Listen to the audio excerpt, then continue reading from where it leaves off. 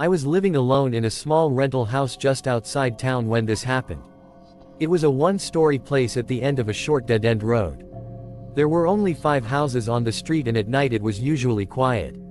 I worked from home doing freelance graphic design, so most days I didn't leave unless I had to get groceries. I didn't get visitors often. My friends usually texted before coming over. That's why the first knock stood out. It was around 8:45 at night on a Thursday. I was in the living room watching TV when I heard 4 firm knocks on the front door. I muted the TV and waited, thinking maybe I imagined it. Then there were 2 more knocks. I got up and walked to the door. There's a small peephole in the center of it. When I looked through, I saw a man standing on my porch holding a medium-sized cardboard box. He was wearing a dark jacket and a baseball cap. He looked normal, maybe mid-30s. I opened the door, but kept the chain on. He immediately said that he had a delivery that required a signature. He read a name off a small handheld device. It wasn't my name. It wasn't even close. I told him he had the wrong address. He looked down at the box, then at the device, then back at me. He read the address out loud. It was my exact address. I told him no one by that name lived here. He stared at me for a second longer than necessary. Then he said he must have been given the wrong information and would take it back to the truck. I watched him walk back down my driveway. I expected to see a delivery van or at least a car parked somewhere nearby, but there was nothing. He walked past my mailbox and turned the corner at the end of the street. I didn't see where he went. I shut the door and locked it. I told myself it was just a small company delivery or maybe a contractor driver without a marked vehicle. The next night, at almost the exact same time, there were 3 knocks again. This time, I didn't open the door right away. I went to the peephole first.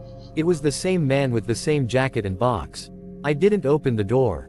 I just spoke through it and told him he already came by and that no one with that name lived here. He didn't answer right away. Then he said he just needed a signature and that the system showed the package had to be delivered tonight. I told him I wasn't signing for someone I didn't know. There was a long pause. Then he said okay and stepped back from the door. I stayed at the peephole. Instead of walking away right away, he stood at the edge of the porch looking at the house. He slowly turned his head toward my front windows, then toward the side of the house, then back at the door. After about 15 seconds, he finally walked down the driveway. Again, I saw no vehicle. That's when it started to feel wrong. On the 3rd night, there was no knock. I actually felt relieved. I thought maybe he figured out the mistake. I even joked to myself about how weird it would have been if he showed up again. On the 4th night, I was in the kitchen washing dishes around 9 p.m. when I heard 4 knocks. It wasn't on the front door. It was on the side of the house near the dining room window. I slowly walked into the dining room and looked toward the window, but no one was there. Then there were 4 more knocks at the front door. I went to the peephole and it was him again, but this time he wasn't holding a box. His hands were empty. I didn't say anything and he knocked again. Then he stepped back and looked directly at the peephole. I stepped away from the door so he couldn't see movement and I didn't make a sound. After about 30 seconds, he turned and walked away. I waited 5 full minutes before checking the windows. I walked around the house with the lights off and looked through the blinds. I saw him, standing across the street near the tree line. He was just standing there facing my house. After maybe a minute, he walked off into the darkness. I relocked every window and door again, even though they were already locked. The next day, I called the local police non-emergency line and explained what had been happening. The officer I spoke to said it sounded like someone trying to verify occupancy. He said sometimes burglars will knock to see if someone answers before trying to break in later. He told me to install cameras if I could and to call 911 if the man came back. That night, I left all the lights off in the front of the house and stayed in my bedroom. Around 8:45, right on time, there were 4 knocks. I didn't respond at all. After a few seconds, 4 more, then silence. I waited about a minute. Then I heard something else, a soft thud against the back of my house and then another. I realized it sounded like someone testing the back door. I grabbed my phone and quietly walked into the hallway. I could hear the back door knob turning slowly and then stopping and then turning again. I called 911 like I was instructed and whispered that someone was trying to get into my house. While I was on the phone, the knocking started again at the front door. The dispatcher told me officers were on the way. The back door knob kept turning. There was more than one person. Then I heard the sound of something metal scraping lightly against the door frame. After about 30 seconds, everything stopped. Even as it was totally silent, though, I stayed on the phone until the police arrived. When they searched the outside of the house, they found fresh pry marks on the back door near the handle. The officer told me if I hadn't been home, the door likely would have been forced open. They drove around but didn't find anyone suspicious. The next night, I stayed at my brother's apartment across town. I didn't tell anyone on social media or anything that I wasn't home. I just left. Around 9 p.m., my phone rang. It was my neighbor from 2 houses down. She said there was someone standing on my porch knocking repeatedly. She said he had been there for at least 5 minutes. She asked if I was home. I told her no and asked if he had a vehicle. She said she didn't see one. I told her to call the police. Officers arrived and questioned him. Later that night, an officer called me and said the man claimed he was trying to deliver a package, but he misplaced it.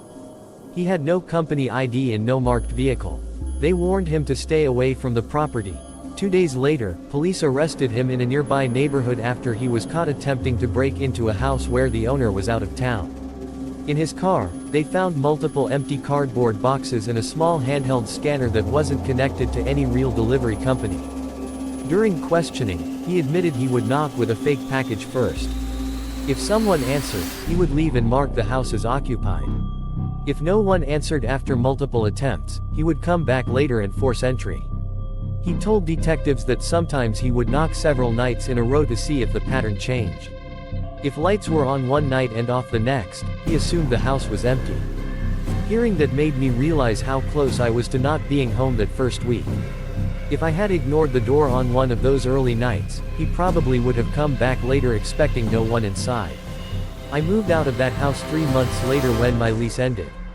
I still don't answer the door at night unless I know exactly who's coming over. If someone knocks unexpectedly, I stay quiet and check cameras first. And if anyone ever shows up with a package that has my address but not my name, I don't even go near the door anymore. This story starts in the lead-up to Christmas. To set the scene, I live near Glasgow in Scotland. I stay with my parents, siblings, cats, and dogs. We're a close-knit family and often spend nights together in the living room, watching TV, playing games, and catching up on our lives. At the time of this story, I was 16, turning 17. I was in high school, but getting closer to leaving and starting my education outside of it. In the days leading up to Christmas, during one of those late nights together, we were watching A Christmas Carol. We often have movie nights around Christmas, and it's one of my favorite things about that time of year. During the movie, we heard a knock at the door. This wasn't unusual, so we didn't think much of it. My mom got up to answer it, but nobody was there. The street was empty. Our garden wrapped from the front of the house around to the back, so she checked along the side of the house, too, but there was nobody there either. She came back inside, and we resumed the movie. A few days later, I was sitting at the living room table doing exam work when I heard another knock. I paused my work and went to answer the door, but again, nobody was there. We assumed it was probably neighborhood kids playing a prank. Where I'm from, kids sometimes get bored and cause trouble instead of finding something better to do. In Scotland, there's a game called Chappie, where kids knock on someone's door and run away laughing. It's stupid, but as a kid, the adrenaline rush of someone opening the door to nobody there can be weirdly fun. We have a family group chat where we keep each other updated on things, and throughout that week, several family members mentioned experiencing the same thing. The one that stood out the most was something my dad experienced. At the time, my dad usually stayed up later than everyone else, either playing Xbox or watching shows once the house was quiet. One night around 11:30 when the street was silent and all the kids would have been inside, he heard a very quiet knock. He was confused because of the time. He checked through the peephole before opening the door, but he saw nobody. He slowly unlocked and opened the door to look outside. Again, nobody was there, just a quiet, empty street. He locked the door and came upstairs to ask if anyone had heard it, but because the knock was so quiet, nobody else had. This started to unsettle us because it had been happening repeatedly. Nobody had ever seen or heard anyone outside except for the knocking itself. Usually when kids do this, you hear them laughing or running away. This felt different. Christmas Day is when everything escalated. We spent the day with family opening presents, sharing gifts, watching movies, playing games, and eating way too much food. It was a great day. Later that night, I felt sick from eating so much, which I always do Christmas. So, I went upstairs to lie down. I ended up dozing off and woke up hours later. When I checked my phone, it said 2:01 a.m. Everyone else was in bed and the house was completely silent. I knew I wouldn't be able to fall back asleep because once I woke up, it's hard for me to sleep again no matter what time it is. I stayed on my phone in the dark scrolling social media instead of turning the TV on, watching Christmas present haul videos, and messaging friends who are still awake. It's normal during Christmas break when there's no school or responsibilities, and you try to enjoy the freedom before going back to exams and routines. After a while, I heard a faint knock. I wasn't sure if it came from my door, my window, or if I imagined it. I sat up straight in bed, staring into the dark room with my heart racing. I didn't want to move. I knew nobody should be outside at that time on Christmas night. I didn't know if the past few weeks were just getting into my head or if someone was actually inside the house. My room is on the second floor, so someone being at my window would be very unlikely. After what felt like forever, I finally worked up the courage to open my bedroom door. As I did, I heard what sounded like footsteps coming up the stairs. My brain immediately assumed it was my dad coming up to bed after staying up late like he usually did. I stepped into view of the staircase to tell him I was still awake and heard the knocking again. That's when I realized it wasn't my dad. It was a man I'd never seen before. I immediately felt sick when I saw him. I wondered if this was the person behind all the knocking. He was already inside the house. He was staggering as he climbed the stairs and looked heavily intoxicated. I slowly backed into my room, luckily without him seeing me, and I quietly shut my door. I could hear him walking around and opening doors, going into each room one by one. I remember thinking it was only a matter of time before he reached mine. I completely froze and didn't know what to do. It felt like all my common sense disappeared. Eventually, I opened my door slightly and saw him coming out of my younger sister's room. That's when my brain finally kicked back into action. I ran to my parents' room and woke them up, telling them there was a man inside the house. My mom woke up instantly while my dad was still groggy. We went downstairs together and found the man passed out on the couch with my dad's beers opened and scattered around him. My mom shouted at him to get out. He woke slightly and angrily insisted the house belonged to him. We tried to get him up, but he was completely dead weight. My mom slapped him trying to wake him, but he barely reacted. A few minutes later, my dad came fully downstairs, saw what was happening, and immediately took control of the situation. He shouted at the man that this was not his house and threatened him to leave. The man refused. My dad eventually had to physically lift him off the couch and drag him out the side door. He forced him outside and warned him not to come back before shutting the door. We thought it was finally over, but seconds later, glass suddenly shattered toward us. The man had punched through the window, sending broken glass inside. He pushed his face inside the broken glass like something out of The Shining. While my dad went to call the police, the man started shouting aggressive threats, saying he now owned the house, that he knew what we looked like, and that he would return. Needless to say, we were all in shock. It was hard to believe someone would do something like this on Christmas night. Eventually, he left and the police arrived. They took statements from all of us. Mine was the longest since I had seen him first. Not long after, the police left. Luckily, because it was the winter, it had snowed that night, which is actually rare where we live since we usually just get slush. There was a clear trail of blood leading down the street. Police followed it to a nearby playground where they found the man lying on the ground with blood and glass in his hands. They arrested him after and later confirmed they believed he was the intruder. Our window was replaced the next morning. We told my siblings what had happened.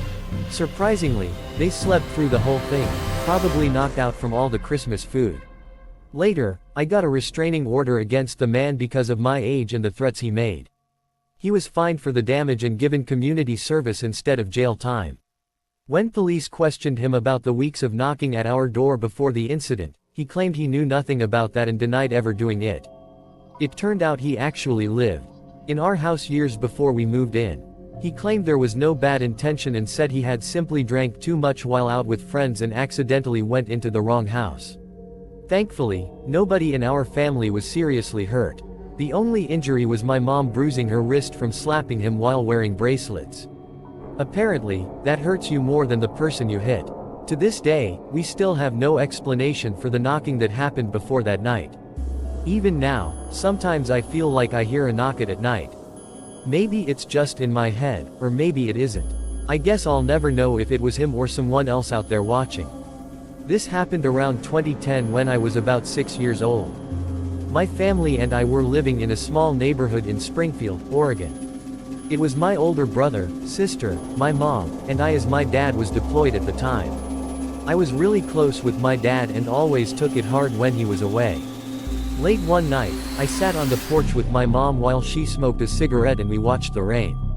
While we were sitting there cold but enjoying the rain in each other's company, we noticed a man walking in the middle of the road. He was wearing one of those oversized yellow rain jackets.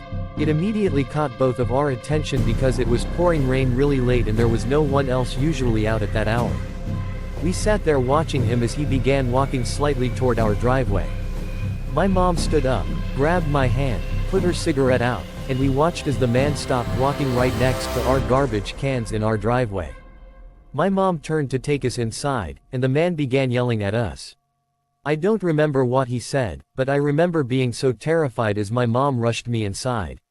As soon as we got inside, my mom locked the door and turned off all the lights.